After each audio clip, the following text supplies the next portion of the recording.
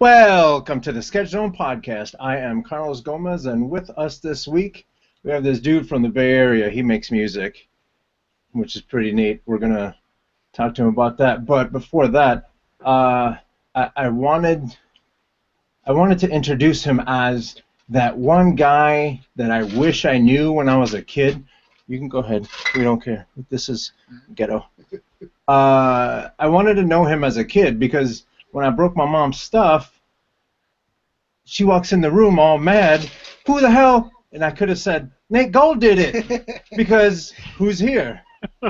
Mr. Nate Gold did it. That guy is still excited. From week to week, he's excited. Dude is that one dude in the center. Woo! Yeah. What's going on, Nate? Nah, just chilling. Excellent. And with us, as always, the trusty Charlie B. Williams III. Real Hello. quick, drink your Campbell's soup. I'm here. No. What the hell was that? Look at that. This is what America's come to. This is like a large. It's like a big ass cup of iced tea. That's a iced tea Magnum.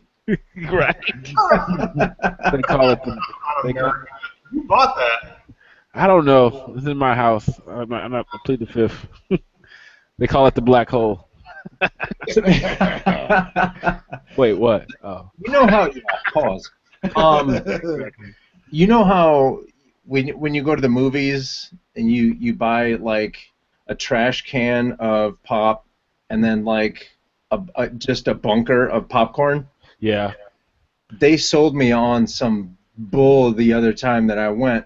They're like, if you bought this big ass cup of pop, you could bring it back for free refills. But when English Star Trek comes out, and I was like, when the hell Star Trek come out?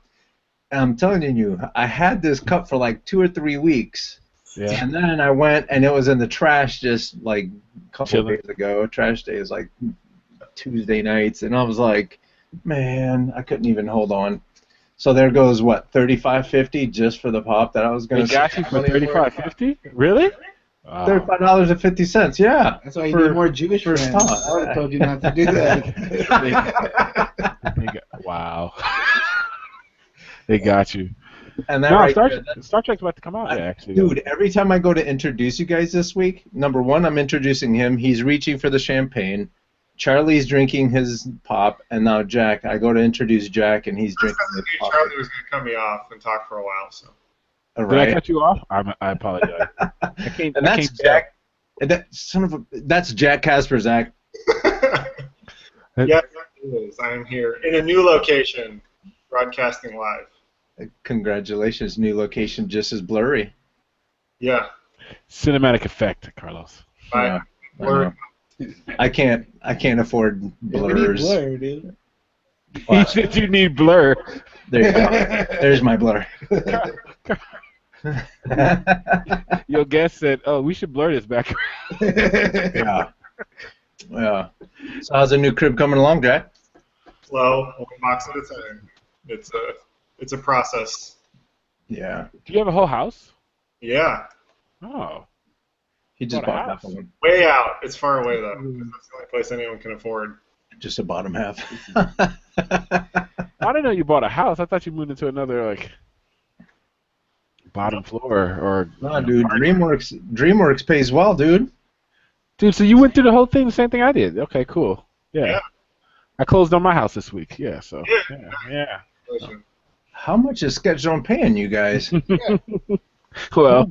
Yeah. Someone has to suffer.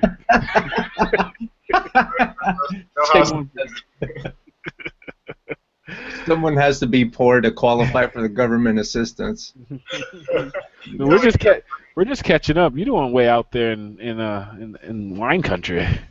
That's how we roll. Talking about being poor as you guys are pouring champagne. Yeah, chilling with music people. How many different beverages do you have? You have a red cup, and you have. Well, I started with the big gulp. You talked about me. And then my boy Nate Gold showed up with a bottle of Champs. That's how we have to do it. Fill up. So we got some champagne up in this piece. No, pick up the whole thing. And so just shut up, Jack. Yeah, what do And y'all then, and then I'm gonna follow that up with a bottle of my favorite. Here in Sonoma, the lighting is just white? completely Yeah, that's bright. well, basically. Go ahead. But yeah, here in Sonoma, It's more alcohol. my favorite jam is Corner 103, and they Mhm. make this Shout Sauvignon Blanc that is so ridiculously good. Yo, are we getting paid And for that? that ad came for free. That's how good Okay, they are. I thought. Yeah, you got like bottle service over there. Like, what is it? What is it? Is it chilling on ice over there too? It is. It is. We're gonna do it there. I forgot who it was. Someone was telling us you got to do it drinking. You got to do a show drinking. I don't know if it was Ara. It was Or probably what's it? Ara because his name is the only one that pops in my head. So this is for you, Ara. Great, Watching great somebody idea. else. Yeah. So anything happening in the world? Oh, A Democratic sit-in thing. the Democratic sit-in. Did you guys hear about that? Yeah, they went to about 3 a.m. Yeah. they're sitting in. And they Yeah. went in and started arresting people. Yeah, they went from 11 to 3. It was crazy, but then like the Republicans like in a crazy move. It's like some kind of movie that was happening this week out there because they would do the sit-in, then it leaked out that they were going to do the sit-in, and then they had about 100 Democrats at one point around 11 o'clock Yep. start the sit-in. Then the Republicans was like, "We got you. You gonna do this? Okay." Convene, and they convened the whole thing until after July 4th. So they're like, you know what? We're closing this stuff down. And they were Sit in making here a by big yourself. deal. They shut it down. They were making a big deal because I can't remember who he was. The one guy that they kept showing getting arrested. John Lewis. Yeah. Was he the only one that got arrested? No, I don't.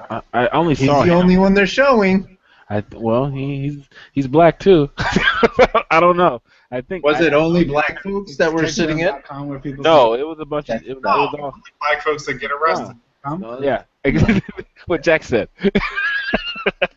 No, but they also because Nancy Pelosi, sat in for a little bit too. So I don't know when that I knew happened because he was there. He was there late night, and then people started gathering outside around like 10:30 or so, and he went out and talked to them. So I don't know when that actually happened because that picture that they showed was like during the day.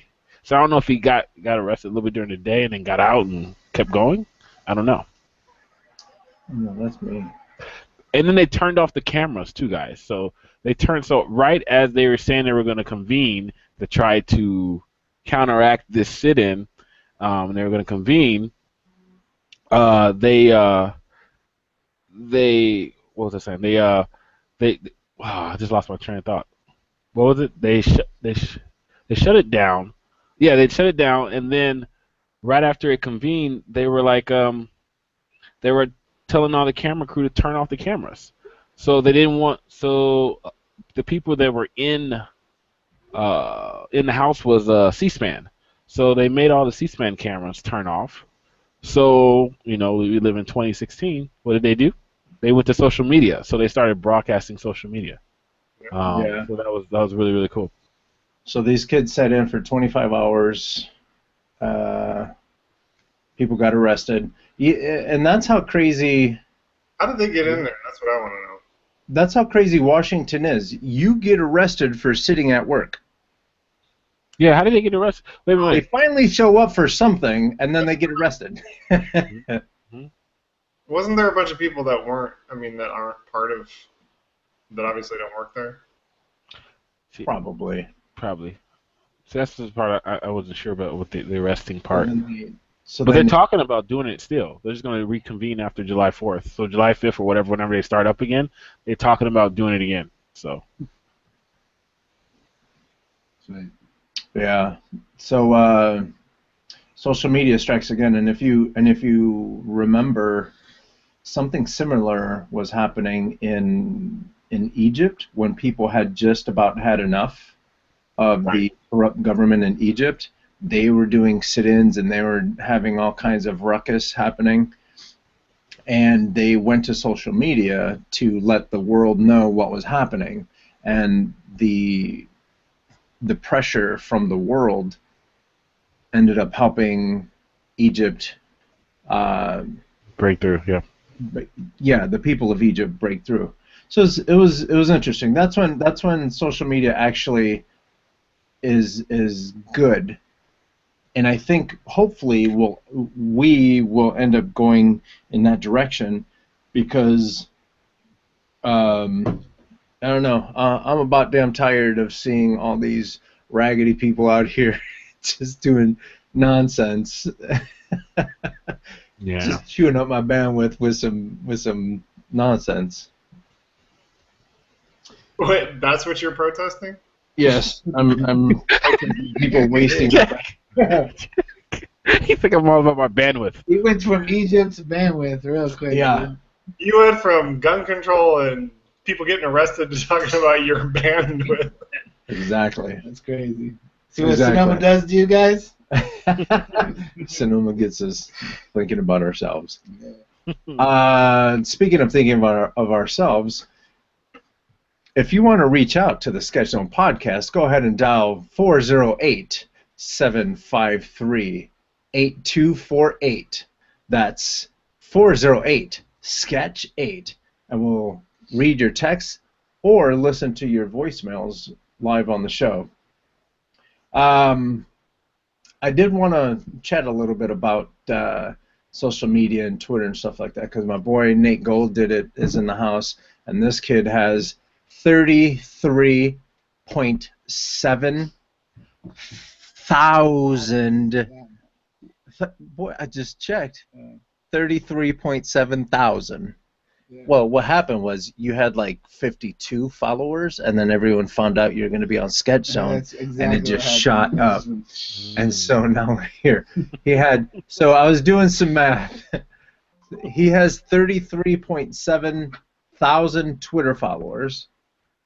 In 2015, San Francisco had 864,816 people. So that's 26% of San Francisco people were listening to music that my man Nate Gold did.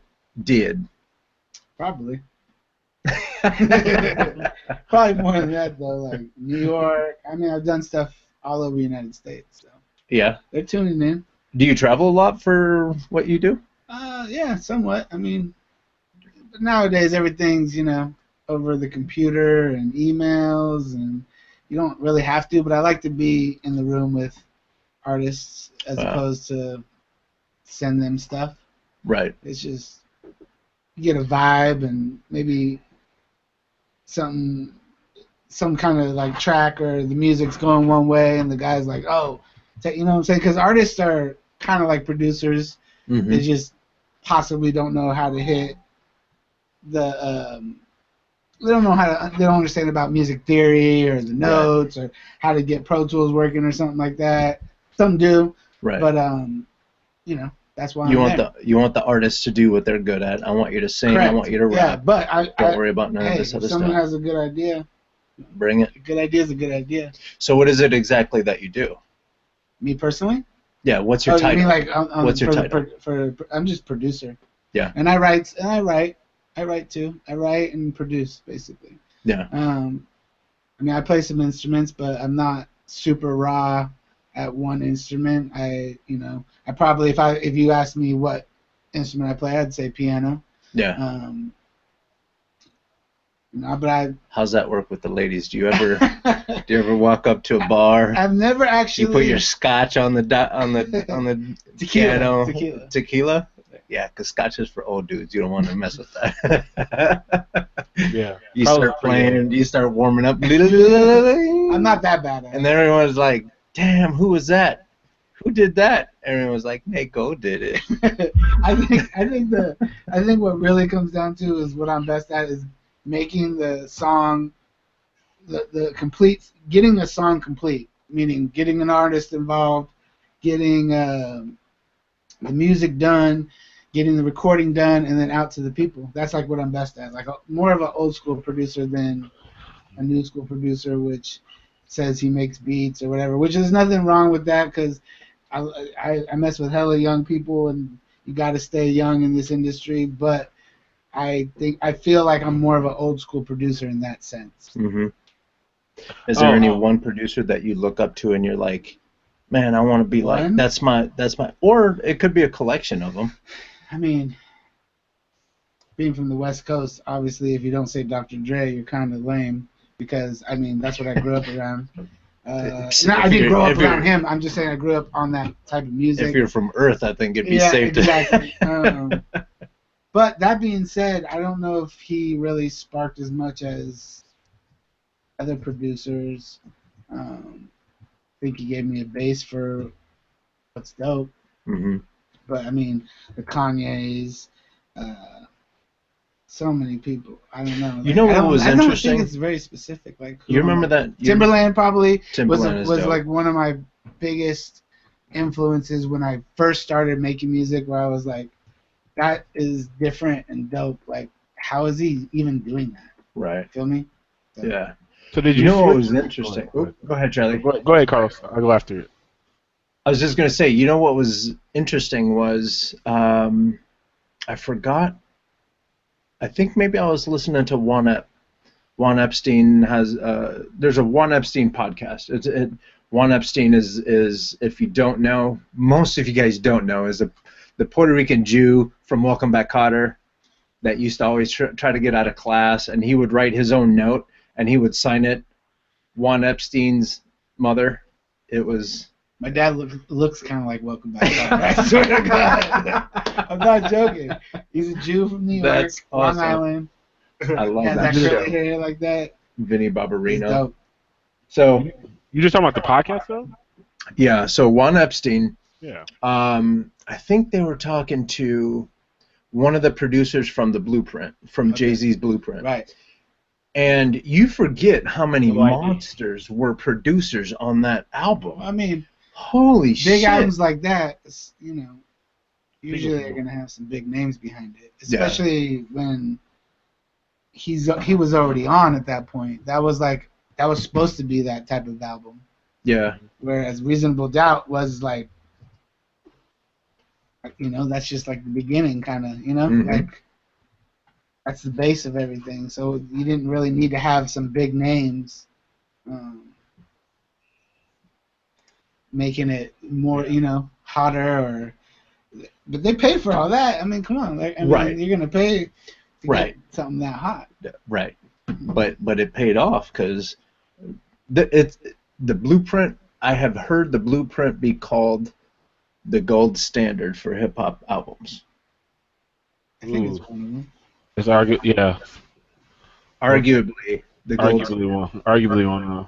What are some of monsters that you listen to that you're just like, this is what it needs to be like? I'm so far from listening to old stuff, like not in a rude way, or like it's just every day I listen to the newest songs that are out. I mean, so much music's being put out. It's by the hour. It's by the minutes now. It's crazy. So to sit here and tell you that I listen to a bunch of old records, I probably listen to more Pink Floyd and Peter Tosh and the Doors and stuff like that more than I listen to old school rap, just because I don't know. It's not gonna bring. I mean, unless I'm trying to get a vibe or something, it's not gonna bring me to where I need to be right now. Right. Because the kids and the people that are listening to music and doing music right now, they don't want to hear Dr. Dre, The Chronic. They don't want to hear Jay-Z, The Blueprint. I mean, they want to hear it, but they don't want that sound anymore. Right. They don't want to admit. I got to keep my ears fresh in that sense. Right. Yeah. But what I've learned is, because I have a bunch of little knucklehead like nieces and nephews and stuff, and they start listening to something, and they're like, "Hey, Unc, listen to this new shit." Right. And I'm like, "Man, please!" And I go into my iTunes and I start playing the original. Right. And they're like, "Oh man!" Oh, yeah, I'm like, "You don't know the history of this. Like this is." But just like when they took a lot of stuff from, I mean, Jay-Z would do it, Timberland would do it, they would all take stuff from old school music. Right. Yeah. We didn't want to hear about that either. My dad was telling me, "Oh, that's this, that's." I don't want to hear that. I'm enjoying what I'm hearing right now. You know? Right. I don't know. Yeah, anybody that likes Kanye for the last 10, 15 years knows about sampling and all the stuff that he sampled. Go to that website, Who Sampled, and you'll see it's like 1,200 songs I think he's got that are like samples. Yeah. but like it's the way. If more people sample like Kanye, but did it in their own style, I think it'd be a lot better and be okay, instead of just ripping the first 30 seconds of it outside of getting hit for the copyright, and then flipping it like he does and taking one vocal chord and then stretching it out like 100 different ways to make a melody or something like that.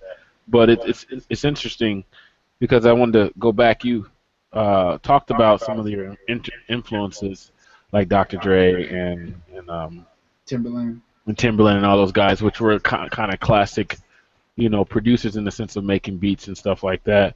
And you said you're a little bit different now. Did you move into this old school, as you put it, way of producing, which sounds more like an A&R, if you will, because you said you kind of put everything together. And did you start out with just doing the beats and stuff? Was happy with that, but wanted more control over the different projects. So that's why you kind of do more. That sounds like more of A&R work plus producing, and then making sure it gets out to the public, probably radios and all that good stuff.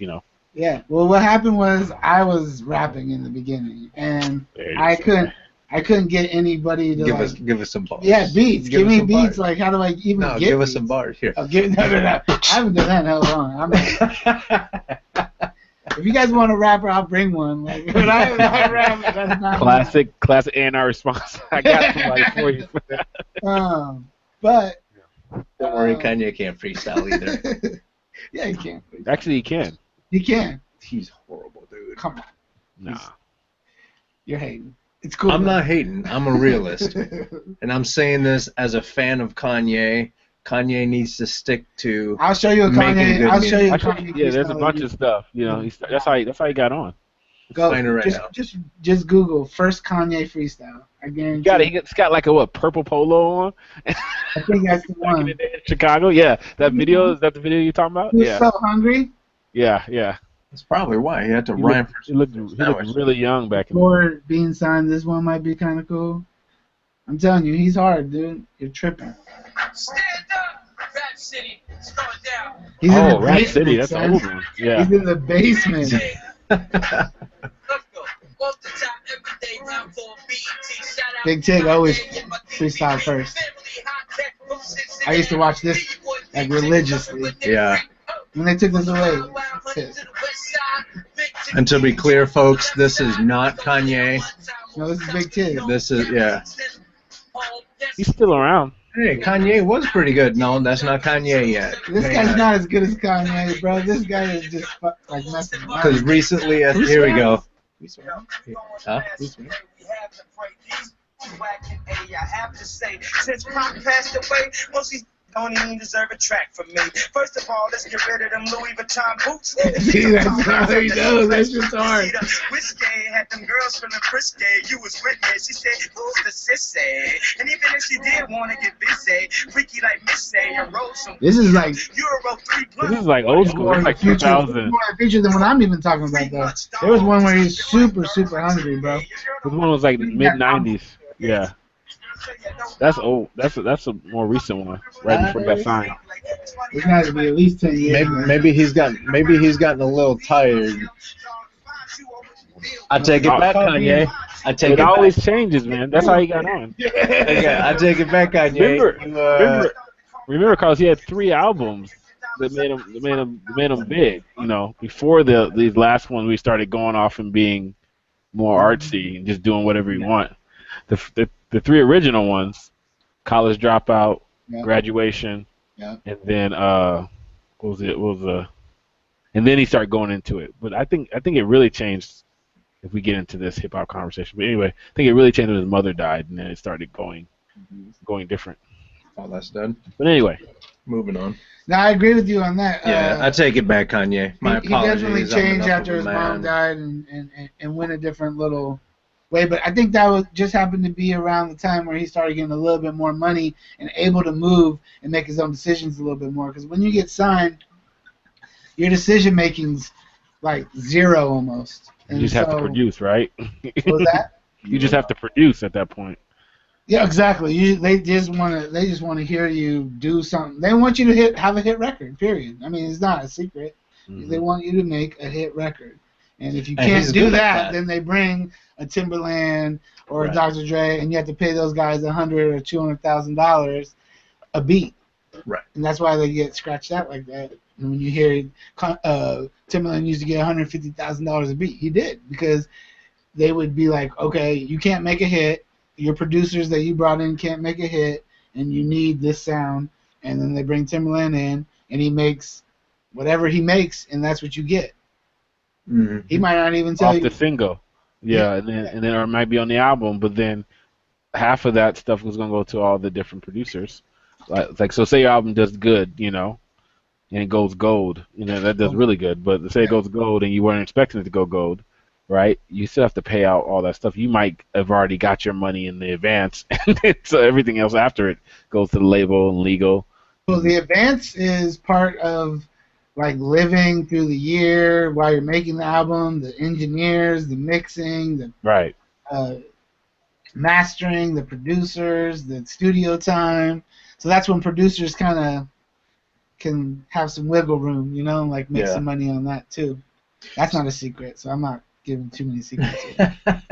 I'm just saying, then they start fudging the numbers with, because I got a homie that has a studio that's fat and it's legit, and then I'm going to bring him in. I'm going to say, okay, I'm going to get this much money, and you're going to tell them that I paid this much money. I'm going to take this. And yeah. So it's like even the artist doesn't even get that sometimes. So that's why the artist is literally the last person to get paid in the music industry. And that's really important for people to realize. Number one, it's hard as hell to make it. Yeah. Number two, to stay there, you got to be a monster. Well, if we want to talk about that for a second, so one of my mentors is Dwayne Wiggins from Tony. You guys know who that is and what that is? Like, dude, yeah. Okay. So you guys know? Yes. Okay. No. No. So Tony. He needs to go. He needs to go check out some Tony. You just don't know. If you would have heard the song, Anniversary. yeah, if you heard the song, you know it, Jack, from Tony. Childhood. None of that shit. Dude, It Baby feels Carlos used to dance to that. I was on a dance crew, and when It Feels Good pull came that out, up, dude. Pull that up. Pull that up. Oh, what year is that? What year Feels Good? Yusuf Fans, son. I would say We were in 96? Germany. We used to play that. We had our early own '90s, dance. early '90s, Early 90s, like 96. I'm thinking if I was like, Early 90s, like we're talking like late 89. no, I wasn't that old. No. That's when they started. It Feels Good is like. Good was when they were hot. Yeah, It Feels Good is like mid '90s, I think. I had to have been like 14, 15 or something like that. So, Dwayne Wiggins took me under his wing, basically. We actually redid It Feels Good for a Ford commercial. If you ever saw that, that was recorded at my studio when I lived in Oakland, and we had the whole Tony in my studio and redid that, and it got in a Ford commercial, got paid for that. That was cool. Paching, where's that Paching soundtrack? But It's in there. I was just waiting for you to do it. Sound guy. You're muted, dude. I mean, He said times have passed. Move on. yeah. So you. Oh yeah. So go You ahead. were in Oakland. You were getting paid to do. I was his personal engineer, Dwayne Wiggins' personal engineer. I was working with him. He had a thing going called Pop Life. It was kids under 16 that that all played instruments. Like it was dope. They were on America's Got Talent. I think they came in third, if I was correct. Nice. I was working on that with him. Worked on a lot of different things with him when I was in Oakland. It was probably when one of the things that brought me. We haven't gone back to where I started yet, so this is kind of like jumping, but this is what like brought me to where I'm at right now. Okay. And that Kehlani track that we were playing in the beginning, she was the singer of Pop Life. Mm. And then his son was the bass player. He was 11. His name's Jaden. And then Dylan was like basically the leader of the band, and he was the piano player, and he was 15. Mm. And like I was hanging out with 11 and 15-year-olds that were so much better at music than I was. It was kind of Do you think depressing. that's like an innate thing? Is it passed from? Yeah, he knew every family Tony lines? song on the piano, guitar, and bass. He could play the bass, drums, guitar. How much and of that piano. was like Joe Jackson type of Oh, parenting zero, right there? Zero. Get Dude, your ass no, in here. no, You will no, know no. every Tony song. No, and I'm not just saying that. Dwayne was My one of man was playing like the harmonica. Dwayne was one of the coolest people I've ever met, dude. I'm talking. I mean, this guy hangs out with Stevie Wonder and Jamie Foxx and Will Nice. Smith. Those are his best friends, like his good Yeah. friends. And for him to bring me into his family and show me the love that they showed me was like amazing. Like Yeah. it brought me to it gave me confidence that I didn't even have. You know what I'm saying? Maybe I had it, but I didn't realize it till that point. You know? Right. And to have someone who's so successful look at you and Yeah. be like, The- you're good enough that I'm going to bring you with me to do a bunch of Dude, stuff. he had platinum and gold records sitting in the corner just gaining dust. I was like, I do too. They don't belong to me, but I do too. but he would tell me, oh, you can put one up to get more work. And I was like, nah. And he's like, what? And I'm like, that I can't do that. He's like, Right. why not? I'm like, because that's it's not me. I yours. need my own gold record. Right. And that's probably the reason why he kind of fucked with me a lot, because like that's just the type of person I am. I don't want your gold record. I want my gold record Right. up there. Right. Saying I my name on understand. that shit. I understand. But- Charlie's got a bunch of internet favorite personality awards. I want my own. But we can't talk about those websites online. Right? We can. We have the explicit tag. We on have that, the explicit tag. on iTunes. Cool. It So is. let's talk about your come up. Ah. Like, where did you grow up? Well, I grew up in Sonoma. I grew up here. Nice. How was that? Because Well, everyone that I did- know from Sonoma, they're like, man, I couldn't wait to get the hell out. Well, here's the thing. I grew up in Sonoma, but it's a place called El Verano, which you know where that's Uh-huh. at. Kind of, we're by Just us. a little west. And so it's a little bit different than Sonoma, but it's still like, if you don't know, then you have to say Sonoma. Right. But it's a little bit shadier, let's say that. And Browntown. and you know, got in a little trouble growing up, and kind of found my way through music too a little bit. So Yeah. that was Were kind you of one of those kids? You were saying that you started rapping. Were you Right. one of those kids that always like beating on the tables, trying to create the perfect beat, and then like trying to rhyme I'm to not it? that dope, no. No, what it was is that I got into it, and me and my friends, we were just into it. We would freestyle and just joke around. People would like buy us like alcohol to rap at their parties and like stuff like that. But we weren't really. I don't know. I didn't really consider myself a rapper or an artist or anything like that. I just kind of did it because I liked it, and Mhm. it kind of got people juiced, and seeing that got me juiced, and Yeah. that was kind of cool. But we actually put out the first hip-hop album in Sonoma ever, like of all time, like period. Like I could say that forever.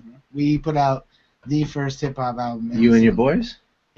Well, I produced it with the production team that we're going to talk about in a second. Yeah. I produced it with them, and What was the name of the crew? it was just me and my homie Faye Fetty, and he was now he's that professional baseball player that we met at the gym. Yeah. And I pretty much pushed him to do it. I think that's what happened, but he was into it. He's like, leave me alone. I want to play baseball. Yeah. Dude. He was already like on his way to baseball. He was getting drafted by like who did he get drafted by? Houston Astros, and he was our all-star baseball. He was my best friend growing up, so we just kind of hung out all the time, was freestyling, and then I got more into music, and I was like, let's do a whole album. We did it like in my bedroom. Yeah. Yeah. Just you two. Put it out. Printed up 1,000 copies. I put it out on the 4th of July. And I sold 100 records. And on the 4th of July, by myself, out of my backpack, made like $500 in one day. I was like, this is actually something I can be down with. And I was partying and drinking the whole time. People were, like, for the whole summer, there was nobody that didn't have that album or was listening to it at their house That parties. Yeah, it was cool. That is amazing. That's what really gave me my buzz to like, all right, this is something I can get down with. Yeah. But then after I produced that album with the production team that I had, the rapping kind of faded away, and I didn't really want to do that. That's not what I wanted to do. I knew it right then. I was like, it's not what I want to do. Yeah. I want to make the music. Yeah. I thought it was easier than what it was, though.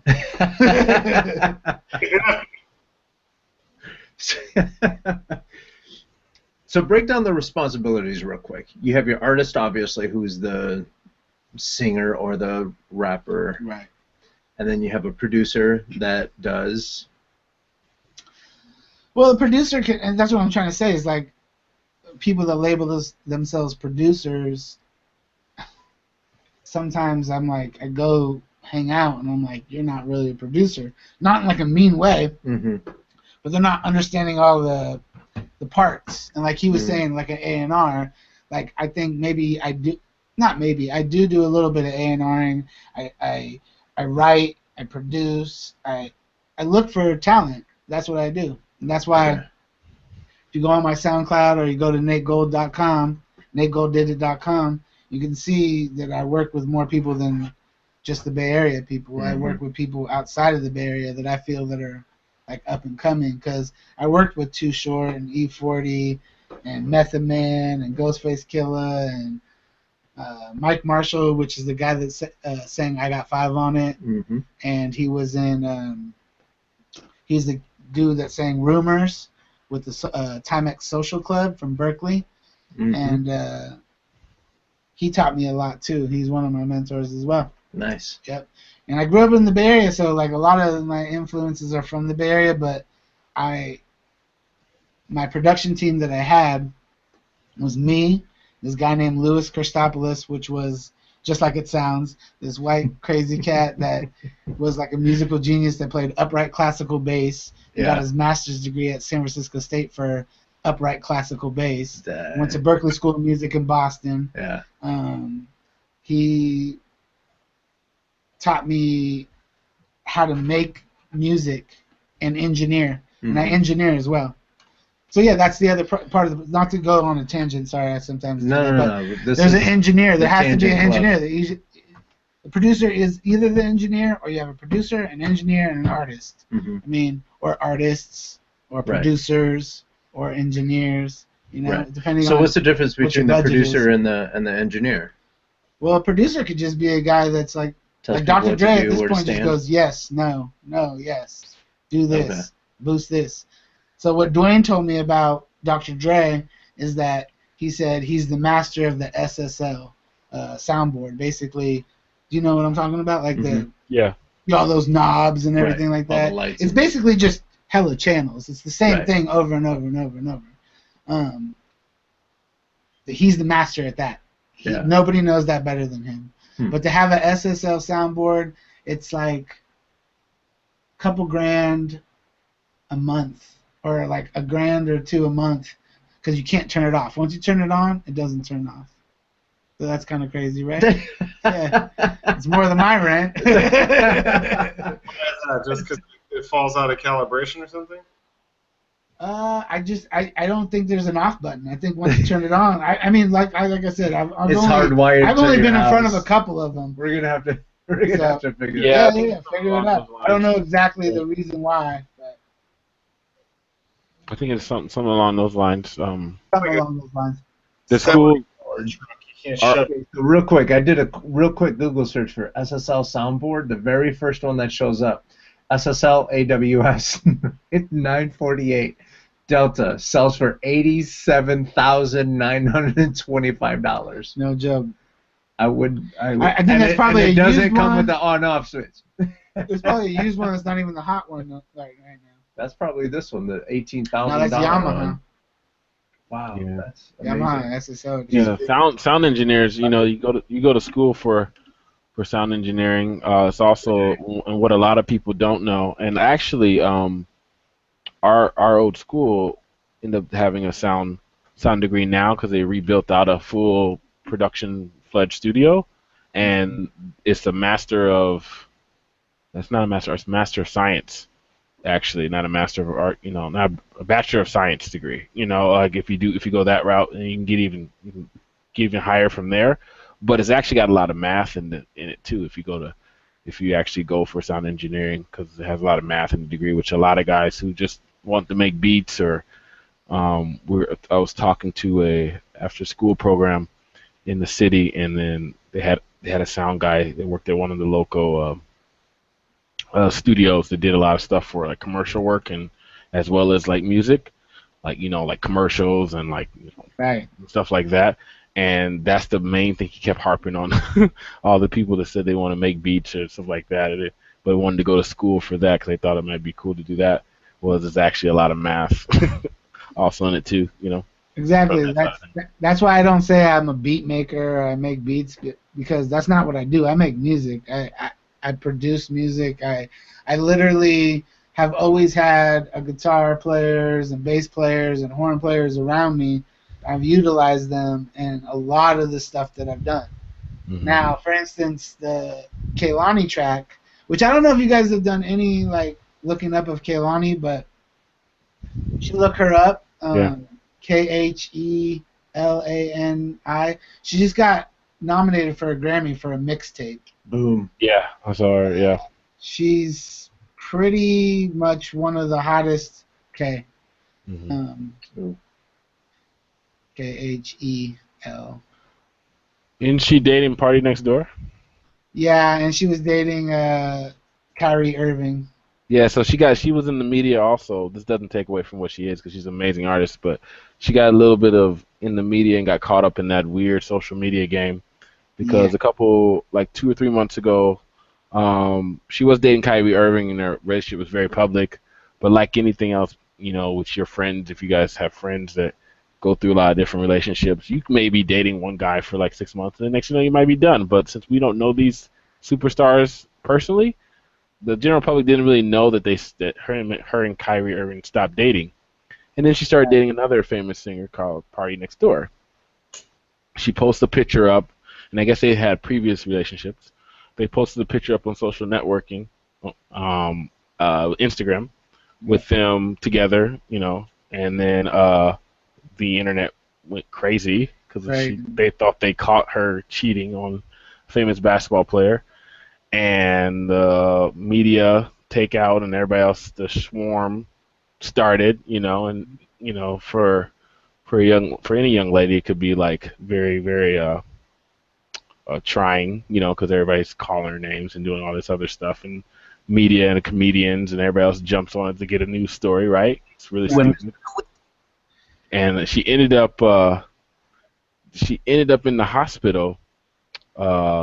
Like, what was that, later that night? Just because this all happened on a span of maybe 2 days, for alleged attempted suicide, and got really really bad, and kind of the one good part about it, because I hope all those sites and publications that posted stuff kind of had a little bit of a conscience a little bit, because everybody was like, whoa. They kind of instantly just stopped. All radios talked about on Hot 97 and all the different news outlets, because it was like all that badgering to the point where it just kind of got to the point where she kind of broke. But also, I think in all things that kind of, I think good came out of it, because obviously she's getting nominated for Grammys and stuff, and people are starting to see that her music was really good, and it still was always good beforehand, but it's just an unfortunate chain of events that happened for a little while. It really was, because I've known her since she was about 15, and she's a good person, and she's always been cool to me, and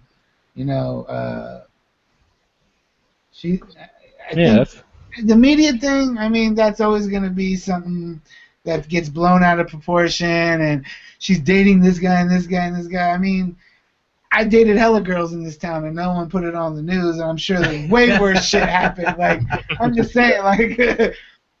It's just weird how social media can get to that point. Everybody wants a story, and that's not even talking about her anymore, but just in general could be a good topic of like discussion, because we live in an age 2016 in terms of social media that like a lot of our news comes from sometimes social media headlines, and maybe it's not really even newsworthy. You know, Right. maybe that story, if you think about it in hindsight, you know, they had been broken up for a good 3 or 4 weeks at that point, or more. Everybody knows that if you're living the lifestyles of the rich and famous, your stuff is going to be on blast. People date. You try to figure it out. But the bad thing about the media and everyone, they love to build you up just to smack you down. I mean, why is TMZ so huge? Because they literally find dirt every single day. They pay people, or they provoke it, or they you know, they're there at the right place, right time. I used to live in Hollywood, and I would take my dog out for a walk. Me and my dog lived on Sunset and Vine. Okay. And I would take my dog for a walk out. You know, we're going around the neighborhood just to get out, right? Yeah. TMZ was on like every other corner. Oh yeah. If there was a film release, across the street at the movie theater, there'd be a line of people, and TMZ would be there. Even if there wasn't a release, I'd go to the movies. I can't tell you how many times, like, movie stars used to go to that movie theater right on that's Vine, Sunset, right across Sunset. Yeah, I know what you're talking about. I'd go there all the time, and movie stars would be there all the time, and it'd be like these folks would come out, popcorn in their teeth still, and TMZ is like, oh look, there's popcorn in there. Trying to get that embarrassing shot. There. Yeah, it's like, how did that? It's always interesting. I'm sure somebody will do a documentary on this sometime. You know, because growing up, we had the tabloid magazines that, you know, the most people didn't pay house moms would grab off. You see it when you're in the checkout line next to the candy, right? And those are always like not the legit journalism. You know they're grabbing it for, you know, the scandal or whatever. And somehow someone got smart, which technically the owner of TMZ is a lawyer, so give that, you know, got smart and said, we can turn this into media in terms of visual, in terms of TV. Take that same formula, but now just plaster it on TV, which I feel like it's even stronger than that you know, book you had to pick up. Websites, social media. And websites, It's everywhere. It's crazy. Yeah. And they catch everything. Like you said, they're everywhere. They'll pay anybody a little bit of money. Do you guys remember when back in the day when Flash cartoons were really big? There was a CampChaos.com. Oh, like was that part of Newgrounds or no? No, Camp Chaos was their own thing. So the first dude that made hella cash was Joe Cartoon. I remember that one. Yeah. And then Camp Chaos they built a team of animators, and then they started creating almost the same thing, but of higher quality. And they did this one, it was called, They Put a Camera Up My Ass. And it was a reality show, and everyone lived in the house. That's like when you're 40, but right? everyone had a camera jammed up their ass. And that's basically that's what's left. That's like TMZ, kind of. Yeah, like TMZ. Yeah. So we left off. You and your boy made this album. You made mad cash. You bought your first car at the age of 12, and you had all them older 15-year-old chicks buying you Jolly Ranchers and stuff. No, I wasn't 12. I was like in high school. I was like at my senior year, I think it was. Yeah. I forget now. Was that off the album sales from the summer before? No, he's talking bullshit right now. I didn't. No, I'm talking about earlier. No. I understand. What you said earlier, though. You said that. Oh, I did sell. We ended up selling almost about 1,000 records. Because I gave him some. I don't even know what that wasn't his thing. You know what I'm saying? He was going to Sonoma State. He was playing baseball. He wasn't really stressed. So it was like a pastime, like a hobby for him. Yeah. Right. I was like stressed off of it, and it caused a little riff. Yeah, he might be watching this, so he just texted me. What up, Booker? But he's in New York now playing for the independent league. Yeah. Anyway, we did pretty good on that, and that kind of sparked something for me, and he kind of was like, cool that sparked something for you. I don't know if it's my thing, but you're my best friend, and fucking let's do it. Let's see what happens. Well, yeah, he moved. He got drafted by the Houston Astros, I think, at that time. Yeah. And then, so he went to, like, where? They sent him to Texas somewhere, obviously. Yeah. And I just started doing my own thing, working more with those other two guys. One guy, I didn't mention his name. His name is Ryan. He was the piano player. He was playing piano since he was, like, 3 years old, and just, like, ripped the piano up, man. Just crazy, like. And so I had these two really dope musicians teaching me how to make music. So I didn't really come from a point of view of let me make a beat and I don't know what the fuck I'm doing. Right. Like, I mean, I did do that, but I'm saying they came in the room and were like, whoa. Turn off that Fruity shit Loops. off. Whatever you're doing is not cool. Stop using Fruity Loops. He had cymbals between his knees and a big no, drum. I bought an SP1200. Okay. My first gear was an SP1200. SP1200. Yeah. You can only have X amount of samples on the SP1200. Like X amount of there was like, if I remember right, 4 banks and like 2.5 seconds per bank. Right. Mm-hmm. So like you could only do so much. You can only do so much, yeah, with the pad. Yeah. And so, but what I was doing was whack. So like they were like, nah. Stop what you're doing, and then we're gonna show you. I'm about to ruin. Exactly. The image and the style. No, it was yeah, that was By like the the way, beginning. last week, Digital Underground started following me on Twitter. That's dope. Boom. Anyway, sorry. No, that's your turn. No, that's. I want to talk about that more. I had to toss that out there. That's awesome. So you and your boys then straightened you out. They're like, look, bitch, no. Yeah. Well, no. Well, then I went and I had to figure out how do I do something better than them. I'm never going to get as good at playing the piano. I'm never going to get as good as playing the bass. I'll never understand music theory as good as these guys. Right. Maybe one of them, the other guy. There was the one, he was kind of weak, but... he wasn't weak, he just was more natural. Like, what he was playing wasn't, like, about following all the rules, where the other guy followed all the rules. So I went to I learned Pro Tools, and well, first we started with like Micro Logic, then I went to Logic, then I went to school for Pro Tools, and I got certified in Pro Tools. So that's what put me in a different. So you went for a class specifically for Pro Tools. Yeah, there were. It's not like you went to an art school that told you we're going to teach you art math. It was so basically there was 2 classrooms. One was for film and like cutting up film and stuff like that, and then one was for Pro Tools, literally. And so they would let 4 people that were on Macs, and then 2 people on PCs come to this class. 6 people. Wow. What was the school? And I did good. I took in everything because I was really into it. Like that's the type of person I am. Like if it's something I'm really into, I'm gonna like literally try to learn everything. Yeah. And so I would stay during lunch, talk to the teacher, and this guy was literally getting Pro Tools before Pro Tools would come out and tell the Pro Tools guys, oh, you guys should do this instead and send it back. He was like 24. Dang. Yeah. What His was it? name was Brian White. And he was dope. Yeah. So I learned a lot from him.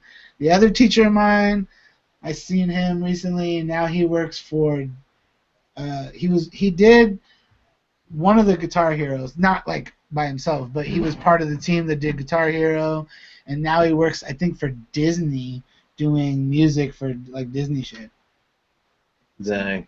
Yeah, or engineering or whatever he's doing. He's doing something kind of musically with Disney. Like, so like the teachers that I had were pretty fucking raw. Yeah. I got lucky. Yeah. But I had to drive to San Jose. Like 3-hour trips in the morning. No. Wow. Was that every day? Well, not every day. But I have to do it every Tuesday. No, I want to swallow a pill every Tuesday morning. 3 times a week, I think. 3 or 4 times a week, yeah. Yeah. Oh. Yeah, it was terrible. You And won. what school was this? What certification school was this? It Or was whatever? called Future Rhythm, and it was basically just It's called Beats Are Us. they won't even they get you ready to take the actual Pro Tools exam to get certified. Certified in Pro Tools. Even though there was an exam, there's like a full-on like certification, huh? Correct. Yeah. Yeah. It's pretty Well, intense. technically, that's the same thing that sound engineers and stuff are using also. So like that's interesting that they treat it like a. Well, I'm glad that's cool. They treat it like if you're a plumber or electrician or whatever, that you can just go get certifications and different things. Yeah. Could you do more classes? Is there more stuff at this school? Or is it just Pro I Tools? mean, Is there other when parts of the sound studio you can get certification? when I did, I got certified in Pro Tools 7, so now I think they're at 12. So I would have to like go back, get certified for 12, and so Wow, so it's like something you have to do each year then, Oh basically. yeah. It's like real estate or And anything. how long was the course? Well, I took different things in that course, so it wasn't just all Pro Tools. Like I learned about the plugins that go into Pro Tools. So there was a Waves thing. I did that. I got certified in Waves, which is not really a thing. I don't think it's just like learning all the stuff, and I got all these free plugins. So I basically paid to get free plugins that were like really dope. And then Do you find that Pro Tools is like drastically different now, or are you no, able to just no, keep it going each year? that's one of the reasons why Dwayne like used me so much is because, and I'm not used in a bad way, but used me as his engineer. Like I was his personal engineer because I'm really quick on that. I know all like the shortcuts and I just get it done. Someone's like, "Oh, do this," and I just do it, and I don't even think I could probably. I mean, maybe I could teach somebody, but it's more of just like brushing your teeth almost to me now. Finding the rhythm Well, no, I just know where stuff is. Yeah, I just know where all the stuff is, and like they have actual like things you put over your keyboard to like show you all the shortcuts. I had that, and then I don't need that anymore. Damn. Yeah, it's pretty dope. I'm pretty dope on Pro Tools, but that being said, all these kids are using like Fruity Loops and there's Logic, which I first started with. Was Logic, but now Logic and Pro Tools are kind of like. But if you go to most studios in LA are using Pro Tools. Yeah. Do you find that software is making it easier for bad people to make bad music? I never want to say that. You're talking about anybody to make anybody can make Anyone music. can make any kind of music. I mean, if you have a laptop and like $500, maybe even less, $200 to $500, you'll be making music. Yeah. So in Pro Tools, Well, I just want to say the SP1200 was, I want to say, a little over $2,000 that I bought with my own money, and from record sales. some of it was from record sales. After you bought that Mercedes. I never bought a Mercedes. I think I was driving my dad's Bonneville that he got from like New York. That was like from my side of town to your side of town. I fit like 15 people in that car. Real talk. But no, I had one piece of equipment that was like $2,000. Yeah. It was just drums. I couldn't like make anything else. One of the conversations that we always have on the show is, someone takes a really nice picture with their iPhone. Right. All of a sudden, they think they can take pictures at someone's wedding. Yeah, I hate. And I think, not gonna take pictures. and I think that's one of the conversations that always comes up, because those of us that have put in the time, burning our retinas out in front of a computer trying to get it pixel perfect, right, doing a design or taking a picture or making music or whatever. We all spend about the same amount of time in front of that computer. You're right. Yeah. So it's that's the conversation that always happens, is technology making it too easy for people to get a little too confident in some stuff that they don't need to be confident in? Or is it good, or is it just good because, I mean, if it's if it's good music, for example. If it's good music, then you found someone with raw talent. But if it's shitty music, at least they're trying. I think this is the easiest way. It's made it saturated in both areas. So Yeah. it's saturated because of that in music. It's saturated because of that with pictures. It's saturated Mhm. because of that with people thinking they can design. But, I mean, I guess it was the same thing as me buying a drum machine and not knowing how to use it. Mm-hmm. That's for sure. I bought You it because I gotta- wanted to know how to Right. use it. Right. Yeah. I mean, you're That's not going to it. just go into something like that and just be like, oh, I'm badass. Except that guy, Lou.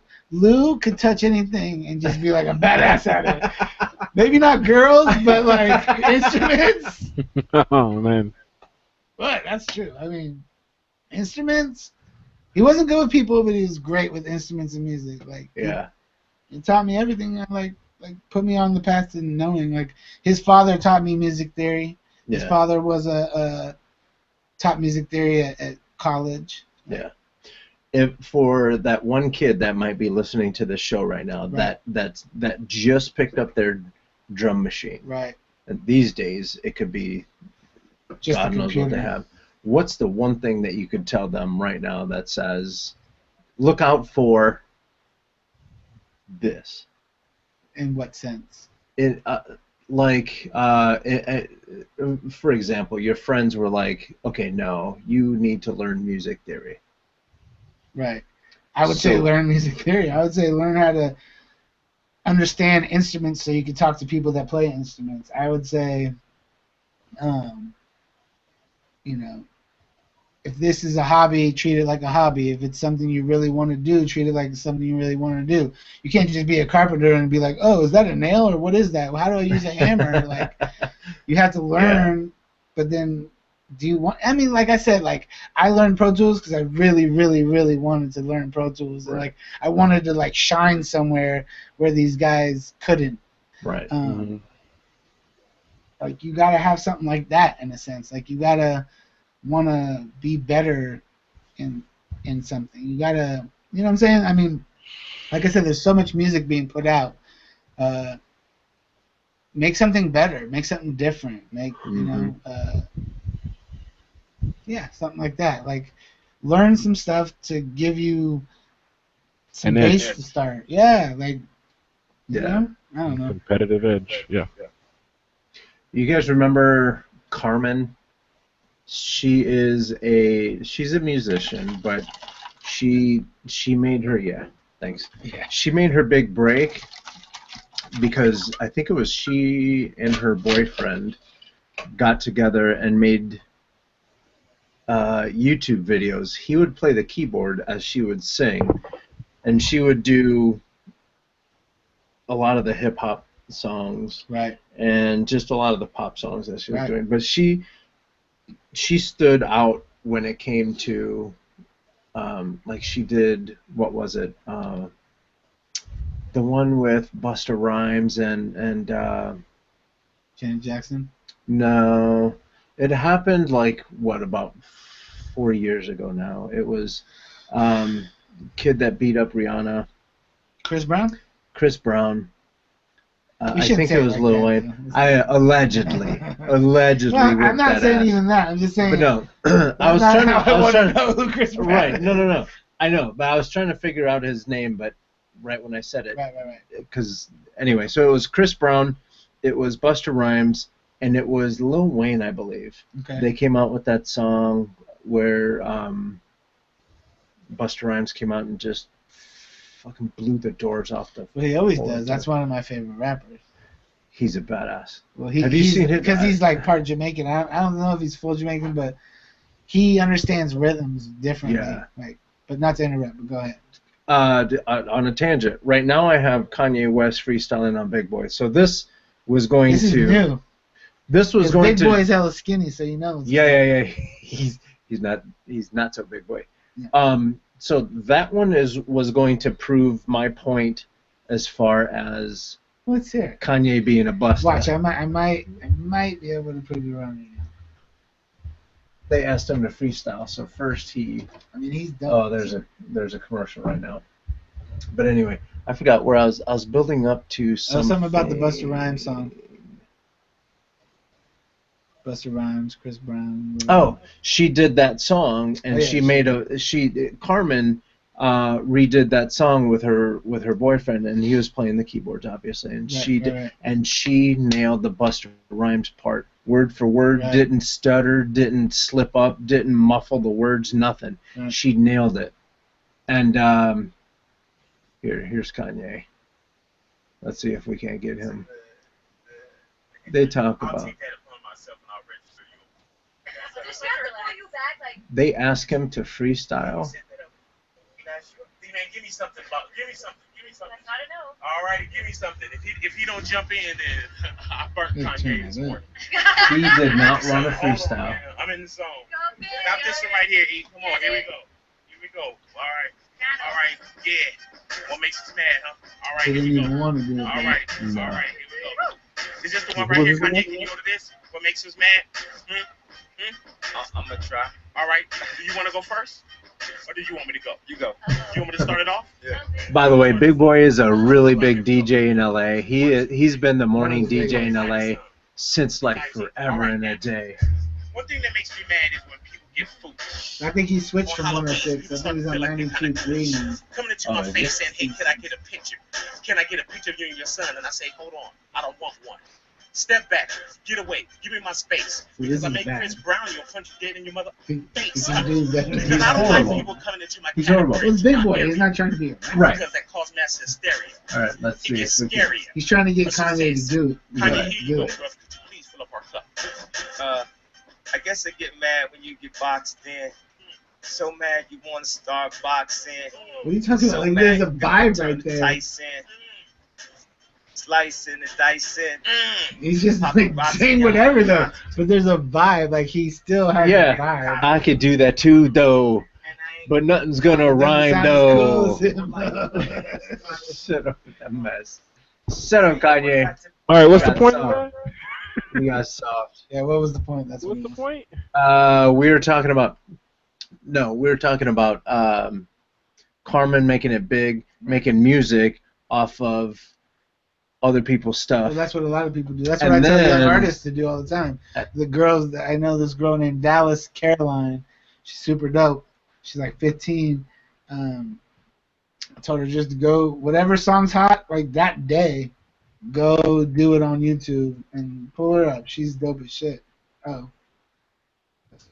Well, Dallas Caroline. The whole notion of doing covers and features, and like the whole way like Justin Bieber or something like that got famous because he would do that for like 2 years, right, and get a following, and then he'd start doing his own work. Or it's like kind of like it's just easier than making your own songs when you're 15.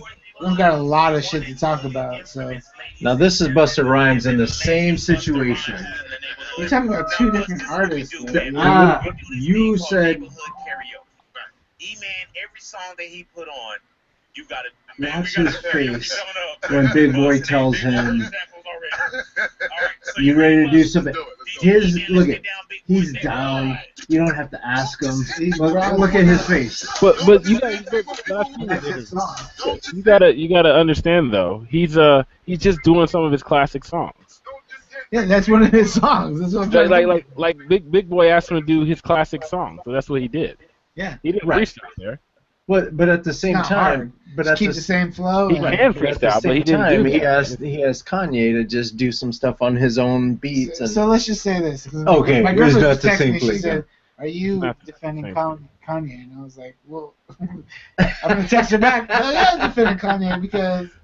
Mind you, I think he's raw as fuck. That's why. But it's two different situations though. Exactly. I mean, I think we pulled those two out of context. I mean, Busta Rhymes came on as like a nostalgic thing to Big Boy's channel, and then there's a couple videos on there where he did his old stuff, and it was impressive. You want me to bring out the Justin Bieber one then? No. Huh? Because Justin Bieber smashes it. Justin Bieber fries. Okay. Did you hear the new Justin Bieber album though? Yes. It's dope. Dope as hell. So I'm saying we're not talking about that little kid with blonde hair that's singing love songs anymore. Yeah. No. He's talking about Smash taking it. girls and Lamborghinis to the hut. Like he's dope now. Like he's grown up. Hey, here's a story on that. Play story time. We don't have that one yet, but I crashed my whole system and I had to rebuild it anyway. So I used to have this story time thing. Right. Anyway, story time. Last weekend, maybe 2 weekends ago now, I was down in LA. Right. My little nephew got married. He's in his 20s. He got married, and I was they're playing. Yeah. So they were playing a bunch of music, and I was like, yeah, this is a lot of fun. I was like, you guys want me to get him to play some Justin Bieber? They were making fun of me, dude. And I said, fuck this. I got this. I said, you got Justin Bieber, the one that sounds like, what was it? That tropical. The tropical one. Yeah. The Sorry one, I think it is. Yeah. Yeah. They were dying on. Dude, everyone knew every word. Everyone on that dance floor was believers. But believers, I think. No, that's what I'm saying though. It's like smash hits. I mean, he's always had smash hits. It's just who was he trying to reach? Right. Now he's trying to reach 20s to 30s and people that are in the club and pop. And he's still a pop musician. Yeah. Yeah. Have you ever seen the video where Skrillex talks about how he made What Do You Mean? You know that little hook? Ooh, woo, woo. Ooh, boo, boo. That's actually Justin singing Where Were You? And then Skrillex just smashes it. It's the same thing Mustard does, the same thing. They all took it from like rave music and like the dance music. They've been doing that for a long time. They take basically a sample of a vocalist and then they pitch shift it. It's not really easy peasy. Skrillex, come on, dude. Skrillex. So basically, what you're saying is Skrillex. Skrillex, you need to learn music theory. No. He killed it. He knows it. He knows it. I'm saying that it's not like something super special when you know what it is. Like it's just basically taking a voice at a certain octave and bringing it an octave up or certain steps up. Yeah. So if you think about a piano, if I start down here and I bring the vocals up here, like sometimes, most of the time, when you're hearing those real high, no one can sing that high. They're just the human voice. Maybe Mariah Carey, but I don't think she could do it anymore. But I'm saying, yeah, right, exactly. But I'm saying it's mic on. Like last year during she was singing at Radio City or somewhere like that, Christmas thing. Oh God! And the sound engineer released her like mic. Oh my God! I remember that. Instead of, she does they do the sing over the track now, the Britney Spears. So they released her mic of what she was singing. You probably can find it on YouTube. Yeah. Instead of like the track that everybody else heard. It was terrible. You know, you want to find a good what's her face? We just said her name. Kehlani? No. Carmen? No. Mariah Carey. Thank you. Carey. Sweet baby Jesus. We have Mariah Carey does carpool karaoke. Terrible. I'd rather talk about some of the artists that I work with. It was good, but yeah. Speaking of which, you work with that guy Forgiato Blow. Forgiato Blow is a crazy dude from Florida that I work with. Crazy in a good way. Yeah. He had an idea to redo the Vanilla Ice thing, and so he just told me, let's do that. And so I did my own spin on it, but this is where I sampled. I took the Queen and the Vanilla Ice, and I twisted it, so no one's done that before. Mm-hmm. He took the Queen song and twisted it, but I took the Vanilla Ice and the Queen and twisted it together and made my own thing. And so didn't Vanilla Ice get in trouble for doing that? They tried to get him in trouble. I don't think he ever really had to pay anything. No? No. So we didn't get in trouble because we never tried to sell this, but he got over I don't know where it's at now on his Facebook, but his Facebook got well over 1 million views on it. I think we got like over 60,000 on the YouTube. It got played at a dozen or more radio stations. One of the hottest radio stations in Orlando is playing it. At the Orlando Magic game, they were playing it while they were warming up. When they play game, I think they were playing it during the game as well. Nice. But that song kind of. That's one of the things. Like, I've never met this guy in person. I sent him the track. He had the idea. I sent him the track back. He put his vocals down. He mixed it, all that stuff, put it out, did a video. You know what I'm saying? Who did the video? Do you know? Yeah, this dude Ghost. Ah. But the video is so ill for editing. You guys actually should check it out because you guys might actually get a kick out of the editing. The editing's really where the whole video's out. Every time I watch this video, I see new little stuff. Like, there's little words that pop and all this stuff. Like, every time. And I've watched this. Say the name of the video. So it's on It's the first video on my website. It's 4G Auto Blow. It's called Vanilla Sprite. Cool. So this is the hook that we were talking about.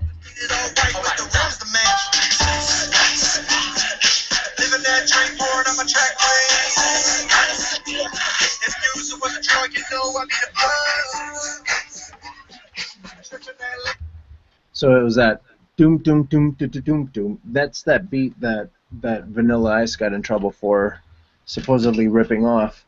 And Queen and David Bowie. On a related note, there was this band that used to tour with Led Zeppelin. Right. And they actually were the original owners of the hook for Stairway to Heaven. That whole controversy that I heard, Stripes or whatever their name was. What was it? I wrote it down. Hang on one second. Well, I was watching that. Spirit. That's right. I was watching that. It sounds kind of like it, but they lost that suit. They didn't win. They just lost it. I think today, as a matter of fact. No, literally. I was watching. Yeah. They literally lost it today. And they were in court for a long time. Correct. So if you're listening and you don't know what the hell we're talking about, do a search for Led Zeppelin, Stairway to Heaven, and the other band's name is Spirit, and the name of their song is Taurus. It's pretty similar. It's crazy similar. It's interesting because they used to tour together. Well, you never. I mean, people. That's what I'm saying. People get ideas from things they hear, and sometimes, like, literally, I've made songs, and then people are like, "Dude, that sounds like that." I'm like, "You're tripping." And then I go listen to them. I'm like, "Shit, I just got influenced by that." Just like the Pharrell and Robin Thicke. Right. The Marvin Gaye. Right. So I mean, but they lost on that one, which kind of I don't agree with. Yeah. Personally. There's some people out there that want to do away with like copyrights and trademarks and stuff like that. Oh, I don't agree with that either. Just because there's a lot of patent trolls. You know what that is? Yeah. So people that wait for other people to do anything right. So it's because of them that progress is not being made. Well, here's the thing. When you're making music and you're like where I'm at, like I work with that girl Misha I talked about a lot, and I want to talk about and show some stuff of hers. We got 15, 20 songs under our belts that not a lot of even humans on this earth have heard, and they're copywritten and ready to go, and that's, I think, a good thing. I don't think doing it, that's what I'm trying to say, like, yeah. That would mean that we wouldn't own those songs, and like we made those songs from the dirt, you know, right, from the ground up. So should somebody be able to grab that song and sample it and work from what you guys do? What was that? Should somebody be able to grab your song and work from it and sample it? Yeah, they could, but they would have to pay us. I mean, that's our song. We're original makers of the song. Well, Pharrell had to pay. I mean, that's what ended up happening. Well, that's what I'm trying to say. That they didn't sample the song. They made something that sounded similar, and that's where I kind of think that I wasn't there in their session, so I don't know. They might have been getting their inspiration from the Marvin Gaye, or they could have, like I said, I've made songs where people have came in and like, that sounds like this, and then I hear it, and then I'm like, oh, it sounds too much like that, and I trash it. I just or tweak it or do away with it. Maybe they got inspired and they had a feeling, and it was. I didn't think that. To me personally, I didn't either. I didn't think like I followed the suit also. I didn't. I heard some similar cadences, but I didn't really think when I realized it wasn't a sample, but like it was a new song that was made from scratch but sounds similar. And the whole reason why they brought it up is because Marvin Gaye's estate went after that song. Right. I could see why they went after them, but at the end of the day, I was like, man, I don't know, because at first I thought it was a sample. I was like, oh well, they sampled from that track and they just didn't pay them. What A&R, what publishing, what label person got fired for not clearing that sample? right? But then when you found out, like Pharrell and all that, Pharrell made it from scratch in terms of beat and stuff like that. I'm like, yeah, like. It's a slippery slope, I think, in terms of like anybody going in and finding something similar in terms of cadence if it wasn't the actual song itself that they made. Now, I'm not all for people like going after somebody who just copied a song, but it was very, very similar. They had compelling. They released some of the testimony. They had compelling like music. What is it? Arrangement. Musicologists. Yeah. What is it called again, John? Musicologists. Yeah. Talking about it, and I was like very interesting, like tit for tat, like back and forth. I didn't want to be the judge or whatever who wrote over that, but because it's like your decision. Well, to put it in perspective, think about it like this. If I were to draw a mouse in red shorts with some big ass shoes, what are you gonna think about? What are you gonna think about? Exactly. Now, if it looks completely different than Mickey Mouse, then fine. If it's a similar vibe to it and there are some similarities, that's fine. But if I'm creating a cartoon with the same exact character, all of a sudden people aren't going to know that it's a Walt Disney thing or if it's a Carlos Gomez thing. And I think that's what people forget. It's as far as music goes, you don't know if it's a Pharrell thing coming from Pharrell. You don't know if it's a David Bowie song. You don't know if it's a Vanilla Ice song. You don't know where it's coming from. Well, I mean, that's blatant what we did. Well, yeah, I mean, yeah, but what Vanilla Ice did wasn't. He defended that. He defended that. I studied that Queen song and everything, and I sampled the Vanilla Ice with the Queen, and I put them together, and there was no difference. Like his little, I did this and this. But he fought that tooth and nail. I know, but at that point, the copyright and all the ASCAP and all that publishing and everything was different than where we're at today. Right. But he sampled. It was a sample, though, wasn't it? That's what I thought. The Vanilla Ice thing was a sample. That's what modified. It was the exact song. But here's what I know is so I think it was, I want to say 1978 or 1979, they actually stopped being able to copyright drum beats, and that's why the Pharrell thing bothered me. Is because if it was the drum beat that they were tripping on, they already said in the court of law that basically all the drum beats have been made. Yeah. So you can't just send in a copyright of a drum beat and that's yours. Right. You have to have some sort of melody over it. Yeah. So that's that makes sense, because think about a song. A song comes in 4 parts, and then obviously you can divide that. You can only fit so many drum beats into, like, usually, 1 second gets split into 4, right? Well, usually, I mean, a song, like if you listen to hit songs, they don't change the beat a lot. They might take away stuff, but the beat stays pretty consistent through the song. Yeah. And, most people start by stealing a drum beat. That's how you get some inspiration. And look at GarageBand. You could throw in a bunch of drum beats in GarageBand. and No, have a well, good rhythm. what I'm saying more than that is like all these guys with drum machines and all this stuff. They're saying basically, if me and you made a drum beat right now, we couldn't copyright that because Right. there is no drum beat nowadays That's copyrighted. unique. You can't copyright it. Right. Since like I said, I think it's 1979. I could be wrong. Could be a little later. Could be a little earlier. Somewhere around there. But the fact still remains. Yeah, and that's why I was like, wait a minute, because they said it was like the drums and the feel of the drums that really drove. Yeah, because they also said the arrangement was different. You know, Right. like so. The key of the song was different.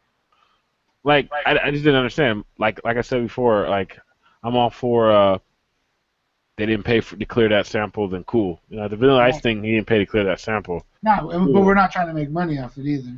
Yeah, that's true. So like that's what I'm saying. No, I'm talking about original Vanilla Ice. Original. You know, he didn't play. It's a sample. It's a straight sample. You know, and then like he didn't clear for it and got away with it, but then try to say he changed a bunch of little things in it. You know, the originally, but the real thing was crafted and made, and it ended up having the same vibe in the feel of trying to have an old sound at the same time too, because it has a very old sound also. You know, so it's like it did too much of what they were trying to do. It kind of backfired on them, I feel, because it feels like a very old school song. Yeah. You know. I think you hit it right on the nail. Yeah. Yeah. Right So. on the nail. Dude was just straight trying to rip things off. Let's check out some. So I want to talk about a little bit about, because I know we only got a little bit left. So Sure. Talk about this girl named Mish. She's from. She's from Richmond. She lives in Vallejo. She's who I've been working with the most in the last year and a half. She's good stuff.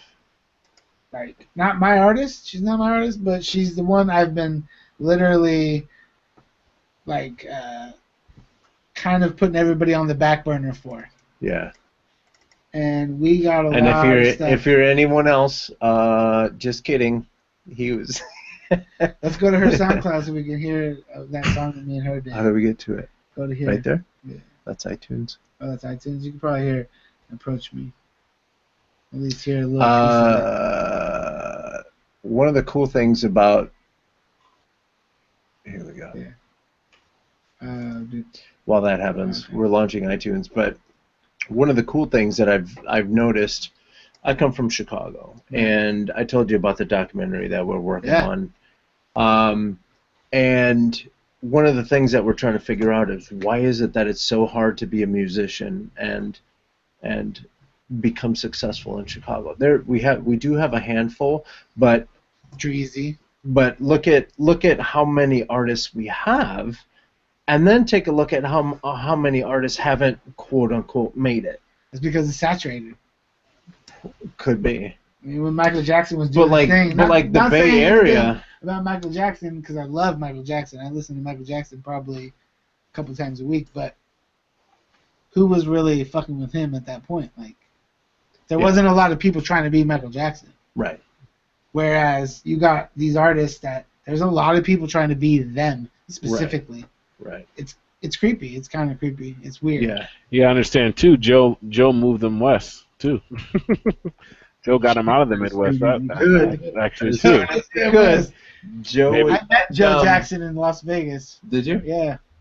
It was creepy. He was like a robot, it felt like. Yeah, that whole family is... I don't want to talk bad about them, but the whole family is just... I love Michael Jackson. I don't different. give a fuck what he says. So it could be okay. When you want to talk trash about Michael Jackson, just listen to his music. Should I just find it on her SoundCloud instead? Yeah. Click over there. So my point being, like the Bay Area does really good at sticking with and supporting their local artists. Not necessarily. No? No. I don't agree with you on that.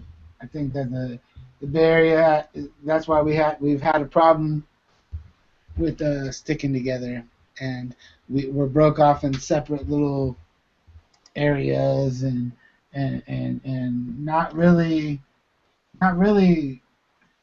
You know what I'm saying? I don't agree with you on that. Actually, no. I think like E40 and Too Short and those guys, they are on the top, and everybody else is kind of fighting for crumbs. yeah, a little bit. It's just you think it's just a difference in generation at this point? Difference in time? I mean, E40 and like and all those guys are pretty up there in terms of like I just think being old school. I think they've been established. There you go. They've been established, and I think that the younger generation just hasn't. We just don't get along. Like Oakland and San Francisco and Vallejo and Richmond and all these other. There's a lot of quote unquote gang things going on. You know what I'm talking about with Chicago stuff. They're like that play a part in it, but I think in the bigger picture, I think it's just people hating on people, and we have a sound, and we're not. Like, look at Atlanta. Atlanta is killing it because they've all came together, and like they as far as we know, because you might go over there and people be like, no. I'm telling you, I promise you that. That's a known fact. Like you can just see it by. You don't even have to ask people. You can just see it. It's. Well, that very notion attributed to the resurgence of the South sound from, we'll say, what, 2005 to like 2012, or you can say now. You know, I mean, ending with the run of like, or the still run of like Ti. You know, and then you had like Big Boy and like Future, and you had you still had Outkast there as a higher thing. You know. You still had Usher and all that stuff, and then he got his resurgence because he, Jermaine Dupri and So Def and all that stuff. Yeah. You know what was interesting that I learned accidentally just yesterday, maybe the day before, was how connected Atlanta is to the Bay Area. Oh yeah, well you got to think about this. Little John brought E40 out there. Because Too Short was already living out there. People don't know all this stuff. I know all this stuff because my really good homie is Too Short's like best friend. That's why I even got to work with Too Short. Mm. He was Too Short's artist like in the early 2000s. Too Short moved to Atlanta. E40 moved to Atlanta. Lil Jon was messing with both of them, and they all of a sudden just. And then they came back. It was just like. How did the Bay Area develop that sound? Is it? I mean, we got to talk about Mac Dre if we're going to talk about that. Because Mac Dre is a big part of that. Yeah. Mac Dre used a lot of like producers like me. Not that I got to work with Mac Dre, but people that were just making dope stuff that maybe didn't really have avenue to push it. And he could rap like on anything, so it didn't need to be something like Dr. Dre or Timberland or something. It just needed to be something that he was feeling, which was really different and just creative. And Dr. Dre definitely, he was a heavy influence on, how can I say it? Because it wasn't my production, it wasn't me as an artist, it was just me just liking music and understanding. And he was a storyteller, but at the same time he was a MC, but at the same time he was kind of a rapper, and at the same time he was kind of like this flaunt everything type thing, like I'll wear gold and Gucci and all that stuff. Right. And he was moving through all these states. Right. He was moving, like he was pushing the Bay Area vibe through a lot of places, like in his own car with his own friends, driving to these places: Arizona, Texas, Atlanta, Michigan, fucking Kansas City, hustling, Portland. Like seriously, I think that's what Bay Area is. We're known for being hustlers. I think that's what we do. Like that's what we do best. Like we hustle. So before we go to Mish here, there's a couple spots that have their own sound. New York is where it all started. Correct. New York has their sound. Right. But they don't anymore, unfortunately. Yeah, I agree with you. They bite they the have West so and many. the South so hard. Yeah. Which, I mean, that's why I like Troy Ave, if we want to talk about that. Troy Ave is, unfortunately, incarcerated right now, but he's been making... Things happen. Sometimes you gotta shoot at people. Sometimes. Not necessarily. I think... like Wu-Tang, like when I worked with Method Man and Ghostface and all them, even though I could have went over there and hung out with them and all that stuff, at that time I couldn't, like, because of my own personal stuff was going on. But those guys, I feel like, really created that gritty New York. Like, that's what I really love about it. You know what I like about Wu-Tang? Not that I don't like the Biggie and the Puff shit, though. I like them too, but the thing I like about Wu-Tang is they're having such a good time. It sounds like they're fighting for the mic, and they're excited. They're just give me the mic because I got something to say. Well, they have like 100 people. So then Chicago, I think Chicago's flavor, what they added to it was the sampling and the bringing the blues into it and the R&B more into it. I think they took a little bit from everybody and made it their own little sauce, you know. And then you have New York with, not New York, sorry, St. Louis, with the Nelly and the popcorn rap stuff. Yeah, but Nelly's kind of dope. Like he was. No. And I say it because that's the only when I heard it explained as popcorn rap. Right.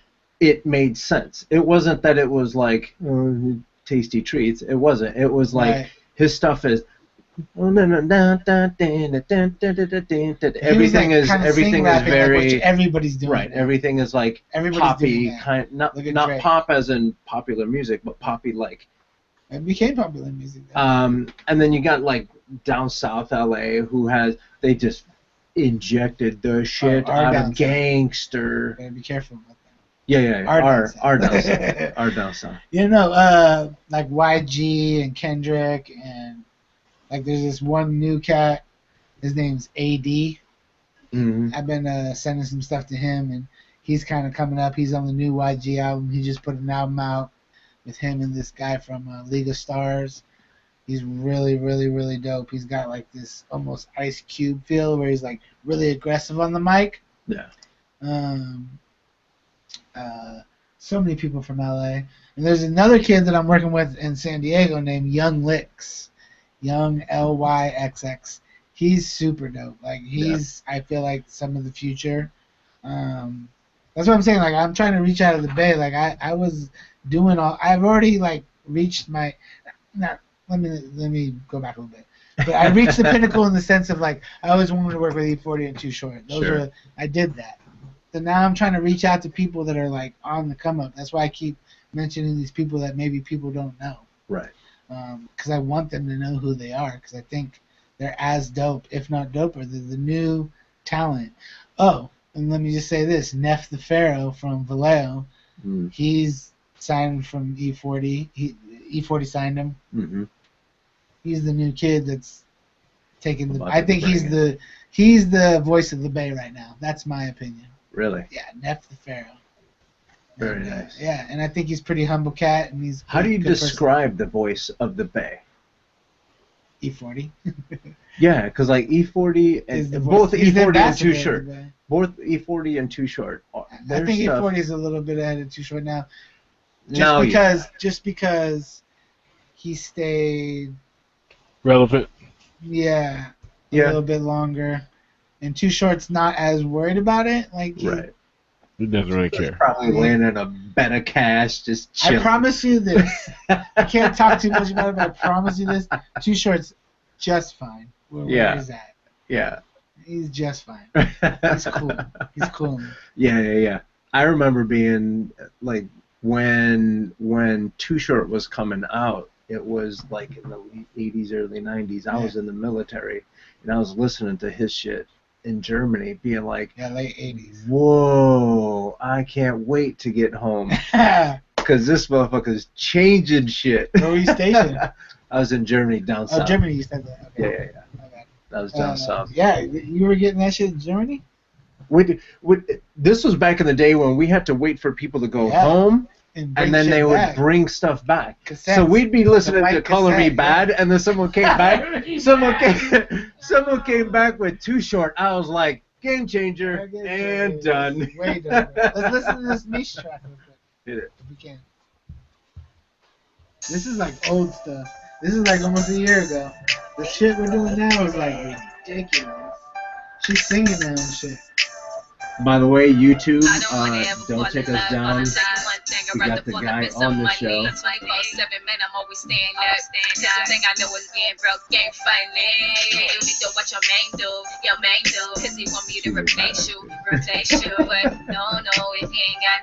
She's the teacher. Yeah. You didn't know her name.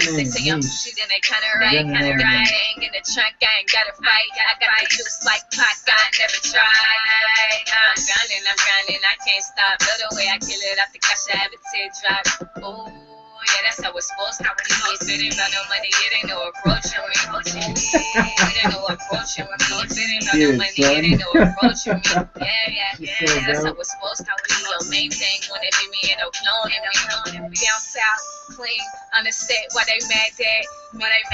Correct when you talking to the Mish Banger. But now she goes by Mish. There's another kid that I want to talk about too, because he's kind of doing a lot of stuff.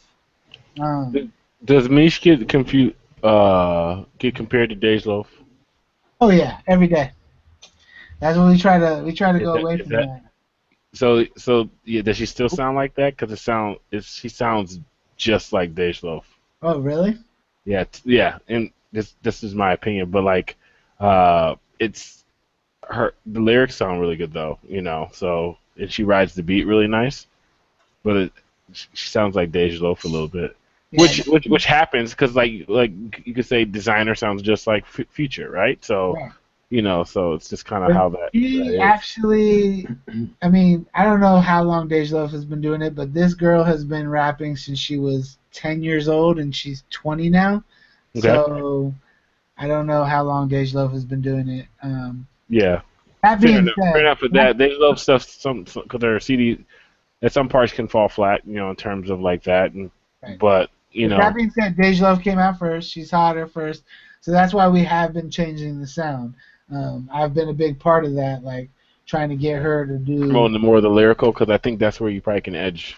I think that I'm trying to get her to sing a little bit more, because she's actually a really good singer. Like it's creepy almost. There's this other kid that I think you guys might be really into. His name's Eric Bidness. He's from southern Florida, a little more south than Forgiato Blow, but both from South Florida. And I'm going to pull up this song real quick. Actually, let me go to my shit real quick. While you're doing that, there's this little game that we play on the show. It's called... Am I going to win some money? Yeah. It's called This or That.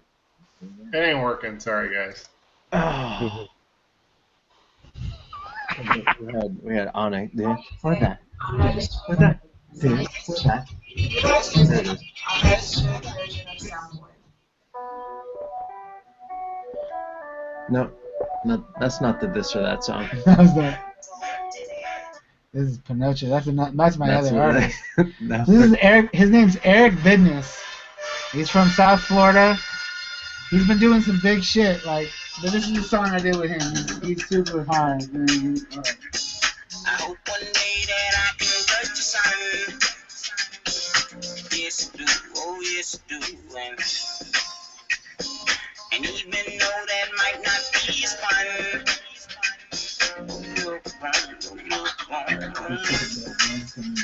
Where's he from? South Florida. South Florida's a big place. Miami? No. Miami, no, that's South Like Florida. St. Petersburg, but below it. Oh, so like Fort Myers. Yeah, he's like down there. Okay.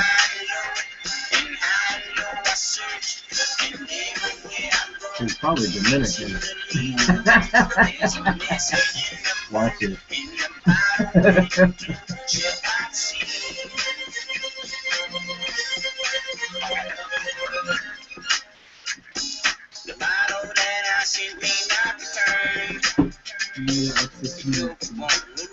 Oh, good. I gotta like talk about my people for me. That's right. That's what we're here I for. want him. I want them to hear him start rapping. It's about to come up. That was cool. So go to NateGoldDidIt.com. Get your hands on some Eric Bittness Egg Business, Super Dub, and Mish. and Super Dub. He's my other guy. That I'm about Super to- Dub? Yeah, Super Dub. He's from Oakland. We're about to drop some stuff with him. And Forgiato. For Giotto, we're gonna have more stuff in the works. We got that Vanilla Sprite working. And we're working. That's it. All right. So back to this or that. This is a little game that we play. You may win money. You may not. I don't have I'm any. just So if you joking. find any, let me know. I don't want your money. This or that. San Francisco or Oakland. Oakland, Rap or hip hop. same. Thank you. Thank you. Sorry. I wanted to throw that out there because I was always wondering why the distinction. There is no distinction. I mean, I think Because- for people that don't know what it is, they might think different. but it's not different. Hipsters. That's why. Hipsters has done that. What did you say? I said hipsters tried to make it out to be different. That's my Right. answer. I'm I've had- taking that. That's I've had my so answer. many. I've had so I want many that answer. arguments. I had arguments with a college roommate, like that rap is different from hip hop, and it's shut up. You don't know what you're talking about. It's There's basically. it's a big genre, I guess. I think hip hop is the genre, and there's different things inside of it. It's just like pop music. You got the pillars of hip hop. You got breakdancing. You got rapping. You got DJing. You know, so to say that rap is different from hip hop is stupid. You know, it's no. All right. So along those lines, boom bap or sampling. That same genre. It's all under the genre, bro. There's a difference between boom bap and I know, and but sampling. they sample I know. in boom bap. I know. I know, but I'm saying so. it's Which one under do you the umbrella. prefer? Oh, which one do I prefer? Yeah. I like both. Hell out. Okay, I don't know. Do you want me to say? Yeah, I have to say He's gonna something? You give don't have to if you're going to be difficult. I'm happy You explain the All right. rules. All right. Too short or E40? Don't make me pick that. Trying to get him in trouble. How can we change that one up? E40 or Jay-Z? Wow, you're trying to get him in trouble. Yeah, still gonna get in trouble. Get him in trouble. Moving on. Yeah. That'd be worse. I like them both the same. Like, Yeah. 40's my hometown hero. Like, Right. Jay-Z's like someone I've never even been You in tell- the room with. That, You like, tell I him to think pick is- New York over. Yeah. My Yeah. dad's hometown or where I grew up. Like, I can't do that. I still have to go back to New York. I still have to talk to those guys. They're not gonna fuck with me if I say that shit One or out the there. other. All right. This one should be simple. Vanilla Coke or vanilla Sprite? I don't drink soda, but vanilla Sprite because I made Because the it's a song. badass Yeah, jam. because it's a good jam. All right. So you live in Sonoma, but you deal with hip hop. Wine or booze? Wine is booze. You're gonna question me on every one. There's a difference. There's a fundamental This or difference. that. Because I don't know what you remember, like back a couple years ago it used to be Alizé. Now you got I don't remember that. I drink tequila, Bitch, champagne, and bitch, wine. please. That's what I do. bitch please. They used to write songs about Alizé. No, I know they did, but I didn't. That's my point. Oh, So wine if you or, so wine if you or booze, prefer wine or if you booze. prefer wine, then that's But I love tequila, so booze. boom. Tequila. Love tequila. All right. That we're coming up on a couple hours here. Yeah, we did it. Do you guys have any musical questions for our guest? Mm-hmm. I did want to ask you this. Yeah. Seeing that people make a big deal, everything these days seem to be like a big race thing, and people like Vanilla Ice, people like Eminem have had to deal with this. You being a white dude in black culture, what are some of the challenges, if any, that you've had to deal with when you're trying to make hip hop music? Well, I'm Jewish. I don't consider that white, but True. well, let me say this, and I don't think hip hop or rap music is a color. I think that it's music, and everybody makes it. Asian, black, white, all the religions, all the races, everybody makes music. I don't think that there's a color barrier in music. Never should be, never was. Look at Woodstock. Mm-hmm. There was all kinds of different people at Woodstock. Look at hip hop. Hip hop, if you look at the old videos, they used to plug into the light posts and they'd throw a party and everyone was there. Think about it. I don't know. Like, look at MC Search. Look at Beastie Boys, Jews. Yeah. Not to throw Jewish thing, but look at Two Life Crew. Like kid that did the Informer, Snow. I don't want to say that. That's a white guy trying to be reggae. But you can't tell me that wasn't a smash. That kid made money, though he was in prison. Money. I was in prison when No, here the real talk. Stop being. I'm not gonna be silly anymore. I think that literally music is something that shouldn't be thought of as a race thing. I think anybody should make music. I think anybody can make music. I think that music is something that comes from part of your soul and part of like your just your being, like, you know what I'm saying? Yeah. Like, it's something you feel. That's what I should have told when you asked me that question earlier about the younger kids. Like, make sure it's something that you feel, not something you're emulating, not something that you're trying to be, or you're hearing Jay-Z and I want to make Jay-Z's music. Don't copy, be you. Do you. I mean, you're always going to copy in a sense, but take that idea and make it your own. Yeah. Yeah. I like that. Cool. Boom. Gentlemen? Yes. Any more questions for Nate Gold? Did it? Did Nate Gold do it? Oh, did Nate Gold do it? He did it. He did it. He got the blood test back. He did it. Sorry. I appreciate you guys coming out tonight and doing your thing. I know you guys come out when this thing, but I appreciate you guys hanging around and talking. Oh, thanks for coming on. Yeah. I appreciate it. I was gonna maybe try to bring. So I manage a band called the No Buenos. Yeah. Didn't talk about them at all, but they're like a pop rock band, and maybe get them to come they make on. good music too. I was checking them out. Yeah, it's totally different than the stuff that I produce usually, but I think it would be some kind of cool thing to maybe bring them on. They have a cool vibe. There's a couple. It's California. People, yeah. It's two guys. They do all the instruments. They play all the instruments. Are they Mexican cats? He's always looking for the Mexican cats. Shout out to my Browns. Yeah, I love everybody, man. All my friends are. It's crazy, but it doesn't even matter about that. I don't look at that. I don't care about that. These guys are dope, and I was gonna maybe have them come do an interview with you guys. I think it'd be kind of fun for you guys to do, because they have a different perspective on music, and the one guy was like he went from being like a hardcore like heavy metal band drummer to now writing like love pop tunes, and like it's cool transition. Yeah, I was listening to their music earlier. Yeah, we just put it on an album. Dope. We just put it on an album. It's on iTunes. The No Buenos. Take a look. Yeah.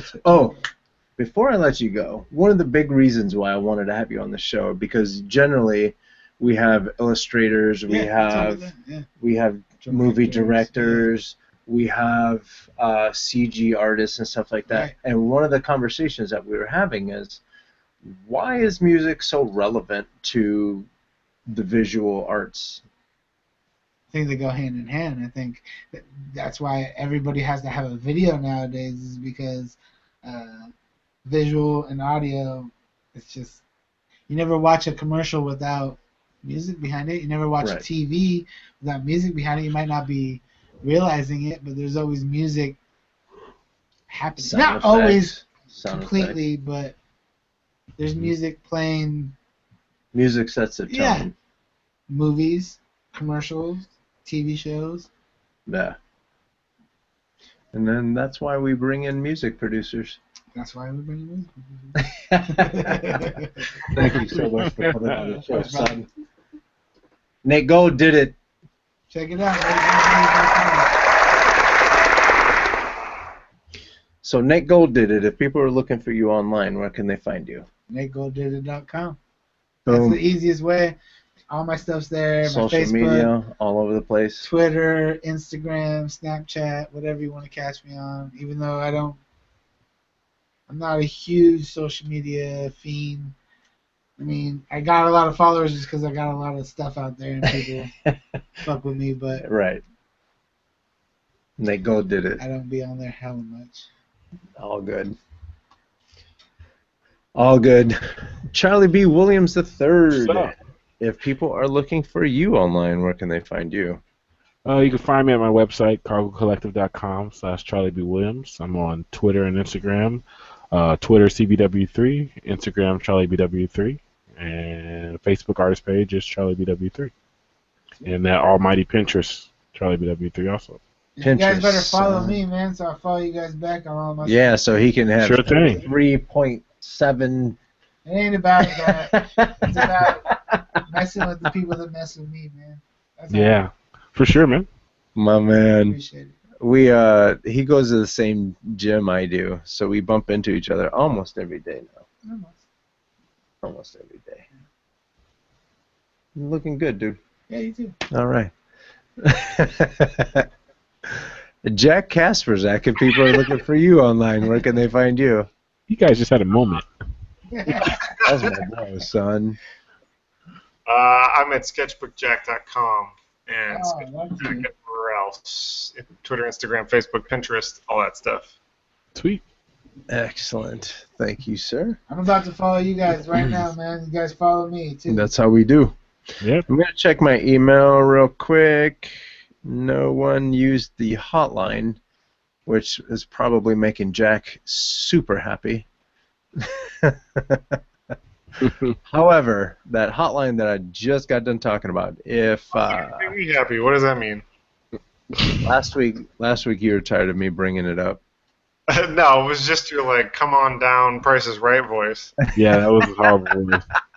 Hope you never do that voice again. I listened back to that show. I was like, I sound so challenged. Yeah, you're loud in the mic. Yeah. That's right, folks. Cringe-worthy. But if you wanna reach out to us, send us a message before, after, or during the show. Go ahead and use 408 sketch 8. That's 408-753-8248. I am Carlos Gomez. You can find me at carlosrgomez.com, and you can look under the name Coconut Justice when you're on Twitter, Facebook, Instagram, Pinterest, or Behance. This has been the Sketch Zone podcast. You can find us at sketch.zone. You can suggest a guest, kind of like Nate Gold did. Los Buenos.